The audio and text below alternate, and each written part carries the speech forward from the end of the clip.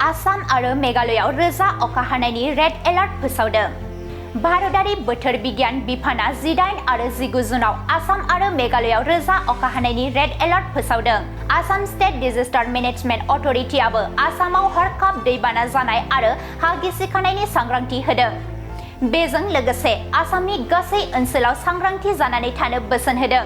भारतारि बोथोर बिगियान बिफाना आसाम आरो मेघालयआव जोबोद रोजा अखा हागोननि इयुन रादाब होनायनि जाहोनाव मिरु नखर मन्त्रि बिफाना मोनसे सांग्रांथि बोसोन होदों। 18 आरो 19 जुनाव मोन्नैबो रायजोनि थाखाय रेड एलार्ट फोसावदों आरो 20 जुननि थाखाय अरेन्ज एलार्ट फोसावदों। आसाम स्टेट डिजास्टार मेनेजमेन्ट अथ'रिटिआ रायजोफोरखौ सांग्राङै थानो आरो गोनांथि रैखाथि राहाखौ आजावना लानो बोसोन होदों। ASDMAनि बायदिब्ला ओनसोलनि जायगायारियाव हरखाब दैबाना जानाय आरो हा गिसिखानायनि जाथावना दं, जर'खायै गोहोम गोनां हाजोआरि आरो गाहाय ओनसोलफोराव। बिबानगिरिफोरा हा गिसिखानायनि थाखाय गोहोम गोनां ओनसोलफोराव थाग्रा सुबुंफोरखौ रैखाथि गोनां जायगाफोराव थाहैनो खावलायदों। थागिरिफोरखौ बे समाव गोनांथार नङै दावबायनायनिफ्राय गोजानाव थानोबो बोसोन होनाय जादों। जायखिजाया खैफोदनि थाखाय ASDMAआ हेल्पलाइन नम्बरफोरखौ फोसावदों। ASDMAनि इमारजेन्सि हेल्पलाइन नम्बरफोरा जादों 03611070, 03611079, 03611112।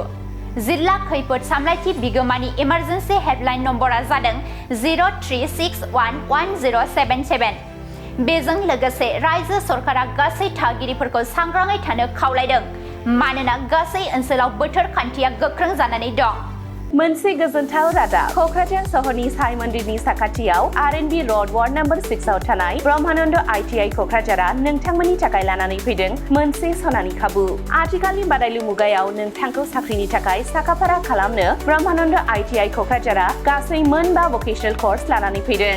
आरो बे मोनबा भकेशनेल कर्सफोरा जादों electrician course 2 years course, stenography 1 year course, COPA computer operating and programming assistant 1 year course, beauty and wellness 1 year course, sewing technology 1 year course. Beauty and wellness आरो sewing टेक्न'लजियाव नोंथाङा बेसेनाङै मुं थिसननो हागोन। ब्रह्मानन्द ITI क'क्राझाराव हाईलि क्वालिफाइड फेकाल्टिस दं आरो 100% जब एसिस्टेन्ट। बेजों लोगोसेनो बेयाव फ्लेक्सिबल क्लास टाइमिंनि खाबुबो दङ। बेयाव CIPET, टुल गुवाहाटी बायदि नेशनेल इनस्टिट्युटफोराव एजुकेशनेल टुरनि थाखाय लानानै थाङो आरो रेलवे वर्कशप, बङाइगाव, APDCL बायदिफोराव इन्टार्नशिपनि थाखाय दैथायहरनाय जायो।